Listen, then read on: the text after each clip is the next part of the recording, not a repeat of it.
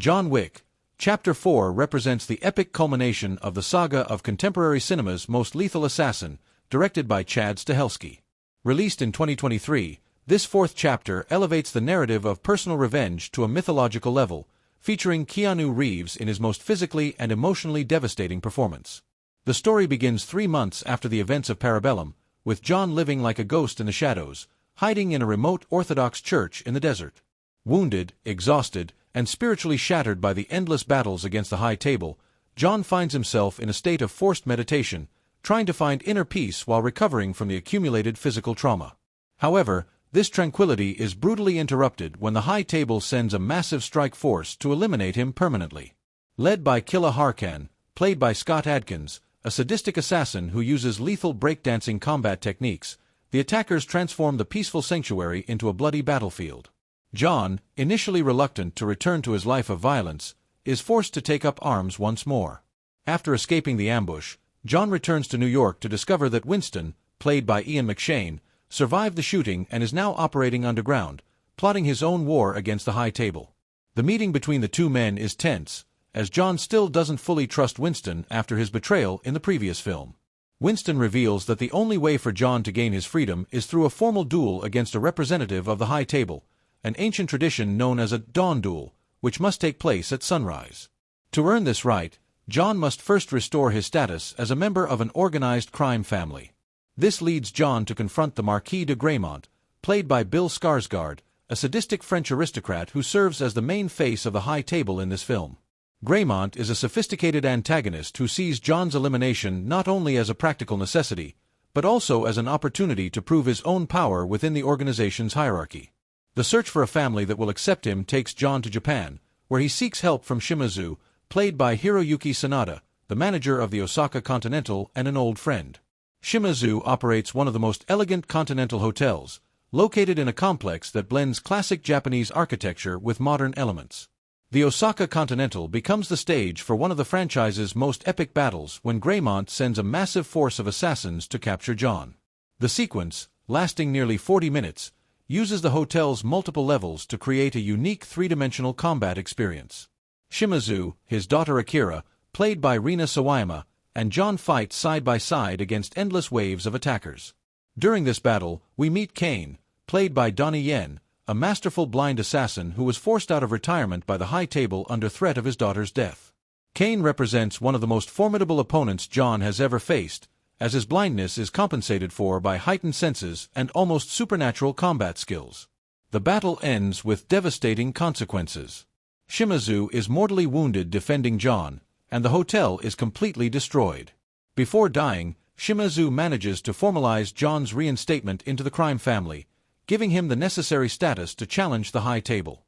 With his status restored, John travels to Berlin, where he reconnects with Nobody, played by Shamir Anderson, an ambitious young tracker who works for Graymont but develops a growing admiration for John.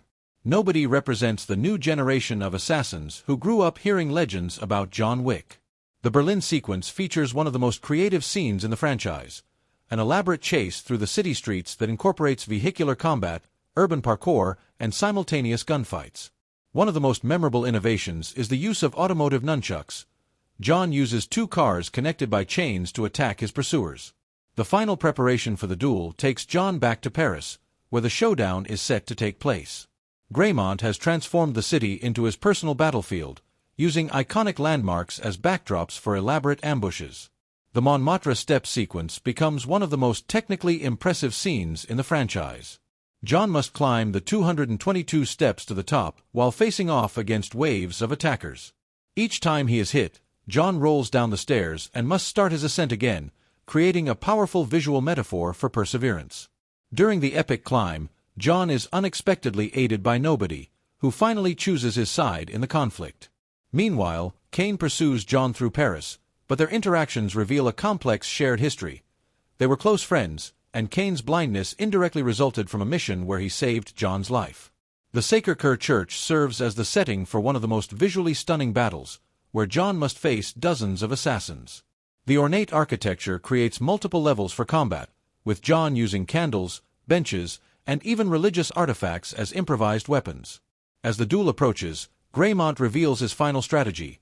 Rather than fight John personally, He appoints Cain as his representative, forcing the two old friends into a deadly confrontation. The rules of the duel are ancient and immutable. Both must shoot simultaneously at sunrise, and only one can survive. The duel takes place on the steps of Sacre Coeur at sunrise, witnessed by representatives of all the major crime families. The ceremony is formal and ritualistic, reflecting ancient traditions that govern the underworld. In an unexpected twist, John deliberately wounds Cain rather than kill him, demonstrating that his humanity has not been completely destroyed by years of violence. This act of mercy allows both men to technically survive the duel, but John's victory comes at a terrible cost.